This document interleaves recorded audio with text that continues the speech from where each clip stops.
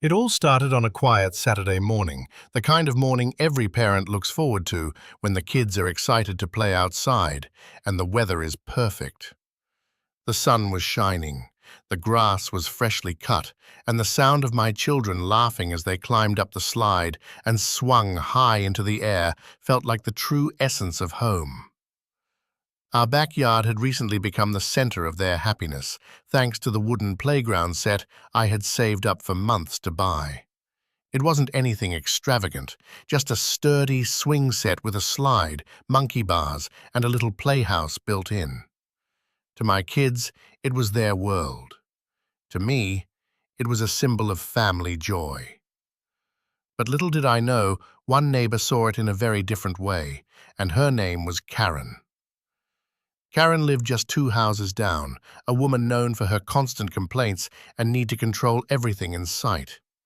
She always had a reason to nag, whether it was someone's trash can being out too long, a lawn not perfectly trimmed, or a car parked slightly over the curb line. People whispered about her, rolled their eyes, and avoided crossing paths. Unfortunately for me, Karen's next obsession became my children's playground.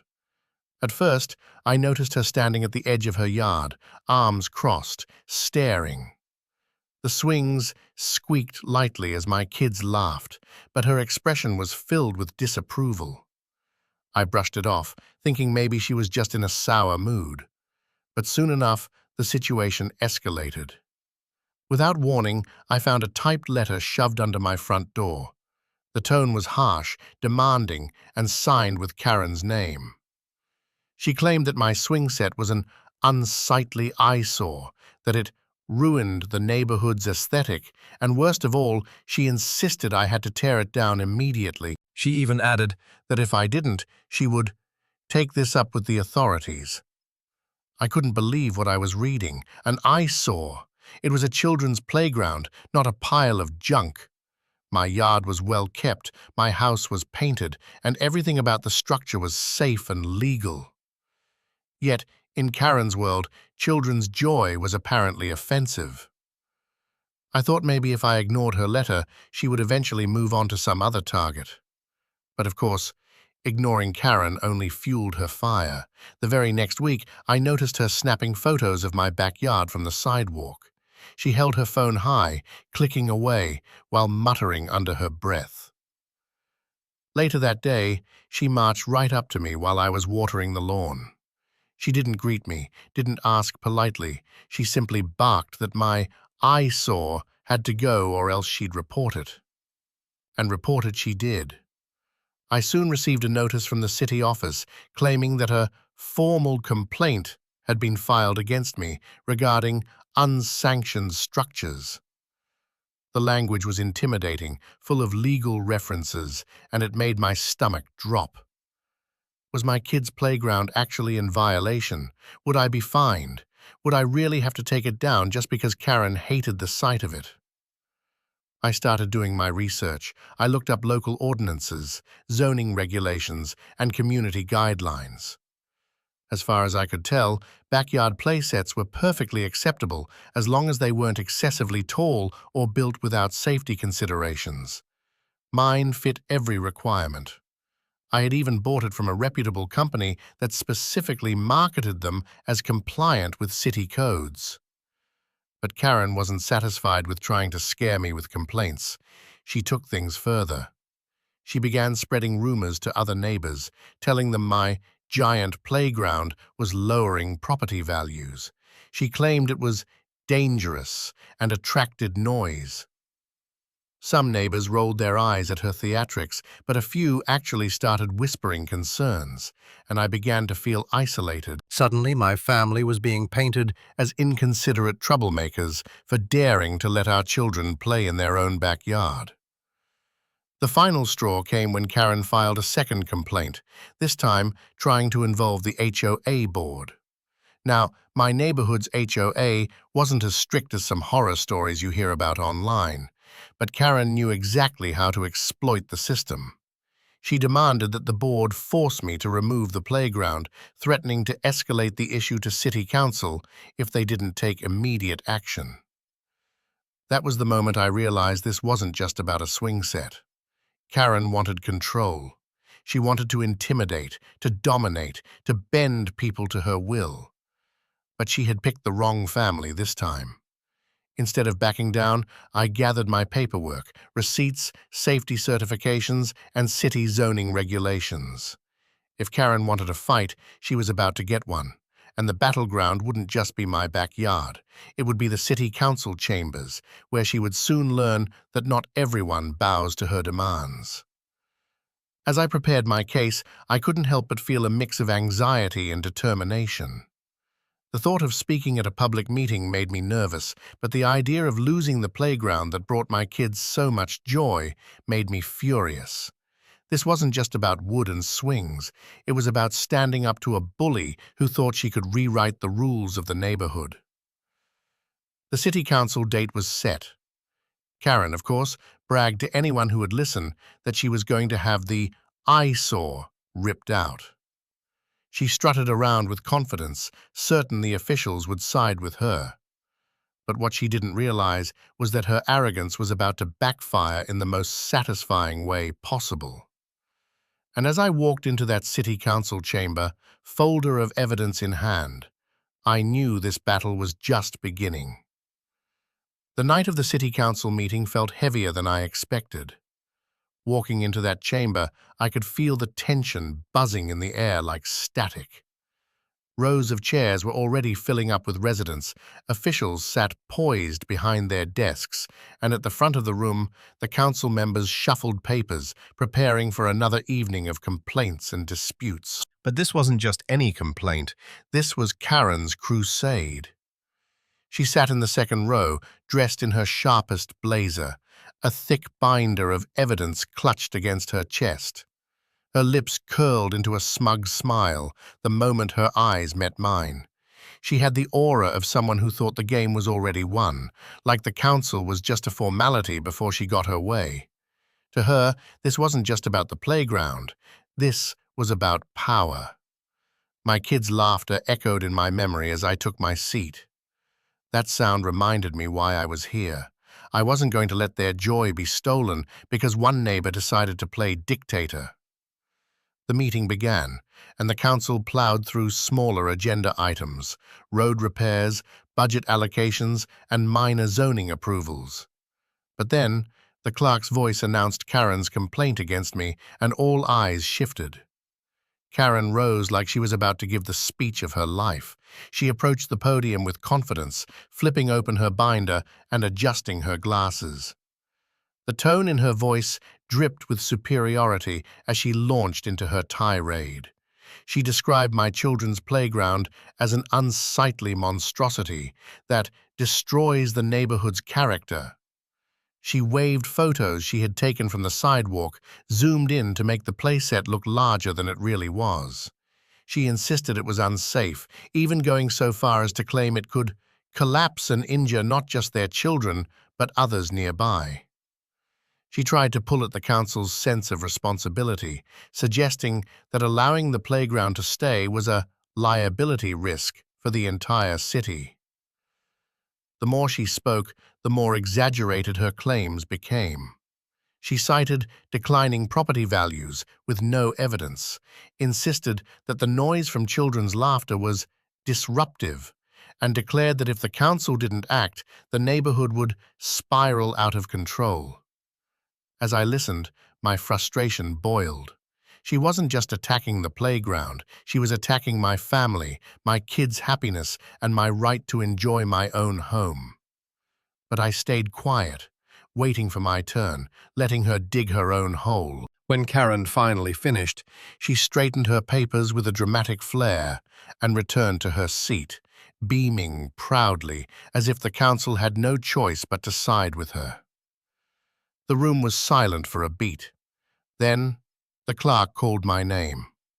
My palms were sweaty as I stood, but my resolve was steady. I carried my folder of documents to the podium, took a breath, and began. I explained how the playground was a standard structure, purchased from a licensed company that designed them specifically for residential use. I presented receipts, safety certifications, and photographs showing that it was well maintained and safely installed. I clarified that the playset met every zoning and code requirement, pointing out that no ordinance prohibited such structures in backyards. Unlike Karen, I didn't exaggerate. I spoke calmly, factually, and with purpose. I emphasized the positive side, the value of children having a safe space to play, the importance of outdoor activity, and the sense of family it fostered. I wanted the council to see the playground for what it was, a simple, harmless source of joy. As I continued, I noticed council members nodding. Some even smiled at the photos of my kids swinging and sliding, their happiness evident. One member leaned in to whisper to another, shaking his head as though Karen's complaint had already lost its shine. Then came the questions. The council asked about the size, the safety, and whether neighbors had voiced concerns. I answered each question with evidence ready at hand. I even included testimonials from supportive neighbors who had written letters backing me up, stating that the playground brought no harm or disruption. Meanwhile, Karen's composure started to crack. She fidgeted in her seat, glaring at me, whispering angrily to herself. The confidence she had strutted in with was slipping through her fingers, and it was visible to everyone in the room. Finally, the council invited Karen to respond to my defense. She stormed back to the podium, her tone sharper, her voice louder. She accused me of cherry-picking evidence, and even went as far as to claim my supportive neighbors were biased and afraid of retaliation. The more she spoke, the more desperate she sounded. What had started as a poised presentation now looked like an unhinged rant. She raised her voice, interrupted the council, and at one point slammed her binder down on the podium, which drew gasps from the audience. The shift in the room was undeniable. The crowd of residents, who had initially been passive observers, now looked at Karen with disapproval. Eyes rolled, whispers spread, and it was clear she had overplayed her hand. Then came the turning point. One of the council members, a calm older gentleman, addressed Karen directly. He asked if she had any evidence that the playground violated city code. She hesitated. He pressed further, asking if she had spoken to a property assessor or had any proof of property value decline. She stammered. Finally, he asked if she had a single documented incident of danger or disruption caused by the playground. Silence. Karen's binder, once held like a weapon, now looked like a stack of empty complaints. She had nothing. The council member turned to me and asked if I had anything more to add. I simply shook my head and let my earlier evidence speak for itself. At that moment, I knew the tide had turned. The council went into a brief deliberation. The room buzzed with quiet chatter, Karen pacing near the aisle, muttering furiously under her breath. I stayed seated, steady, clutching my folder, waiting. When the council returned, the chairperson cleared his throat and delivered the decision. The complaint was dismissed. The playground was fully compliant with city regulations. There was no legal or zoning basis for its removal. My kid's swing set was here to stay. The audience clapped lightly, a few even cheering. Relief washed over me like a wave. I glanced toward Karen, who sat frozen in her seat, her face pale and her lips pressed tightly together. Her plan had failed, and everyone knew it. But here's the thing about Karen. She wasn't the type to admit defeat. Instead of accepting the council's ruling, she stood abruptly and shouted that this wasn't over. She vowed to appeal, to gather more evidence, and to make sure I regretted crossing her. The council members, visibly annoyed, reminded her that the decision was final. But the look in her eyes told me this war was far from finished, and as I left that chamber, kids' laughter echoing once more in my mind, I realized the battle had only shifted to a new front. Karen's obsession was about to escalate beyond complaints and hearings. She wasn't done trying to tear down the joy in my backyard. Little did I know, her next move would be the most outrageous yet. The city council's ruling should have been the end of it. The complaint had been dismissed, the playground declared compliant, and the matter resolved once and for all. Most people would have accepted defeat, maybe even been embarrassed enough to keep their head down for a while. But not Karen. For Karen, the loss was fuel. She had strutted into that meeting convinced she would win, convinced the council would bend to her will. Instead, she walked out humiliated in front of the entire neighborhood. And humiliation, for someone like her, was a wound she couldn't let heal. At first, her retaliation was subtle. I'd catch her glaring whenever she saw my kids outside, arms crossed tight against her chest. When they laughed too loudly on the swings, she'd slam her window shut with exaggerated force. She started pacing near our property line, muttering under her breath, phone in hand, as though documenting every moment. But soon, the subtlety vanished. One morning, I stepped outside to find bright orange notices taped to my fence. Each one was covered in bold, capitalized letters. Unsafe structure. Code violation. Property value risk. They weren't official city notices. They were homemade, printed on Karen's computer and plastered across my yard like warning signs to the entire neighborhood. Neighbors walking their dogs stopped and stared, some shaking their heads, others chuckling at the ridiculousness of it. I tore them down, furious, and threw them in the trash. But I knew this was only the beginning of her escalation.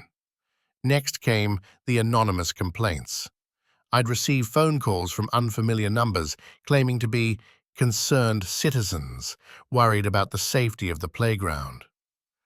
But the voices were shaky, inconsistent, and it was clear these were people Karen had coaxed or pressured into calling on her behalf. Then, the most outrageous stunt of all happened. One evening, just as the sun dipped low, I heard shouting outside. Rushing to the backyard, I found Karen standing at the fence, phone raised high, live streaming to her social media. She was narrating dramatically, calling the playground a death trap, accusing me of endangering children and demanding her viewers stand up against irresponsible neighbors. The stream caught the attention of a few residents who wandered over, confused. They asked what was happening, and Karen, with her voice dripping in self-righteousness, declared that she was exposing me for criminal negligence. My kids, wide-eyed, clung to me as they watched the scene unfold. That was the breaking point. I documented everything, photos of her fake notices, screenshots of her live stream, logs of the harassing calls. And instead of letting my frustration boil over, I made a choice. If Karen wanted to drag this into a full-blown war, I was going to fight smart, not loud. The very next week, I filed a harassment report with the city, presenting every shred of evidence I had collected. I explained the ongoing intimidation, the false notices, and the online smear campaign. Officials listened carefully, their expressions growing stern as I laid out the extent of her obsession. And then, something remarkable happened. The city, tired of Karen's constant antics, decided to act. Not only did they formally warn her to cease her harassment, but they also opened an investigation into her misuse of city codes and public resources. Her attempt to weaponize authority against me had backfired spectacularly. Words spread quickly through the neighborhood. Residents who had once been on the fence now openly sided with me, disgusted by Karen's behavior. Parents brought their kids over to play on the swing set in solidarity, filling the air with even more laughter than before.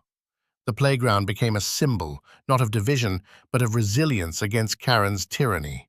And Karen? Her power crumbled. Neighbors avoided her, no longer amused or tolerant of her crusades.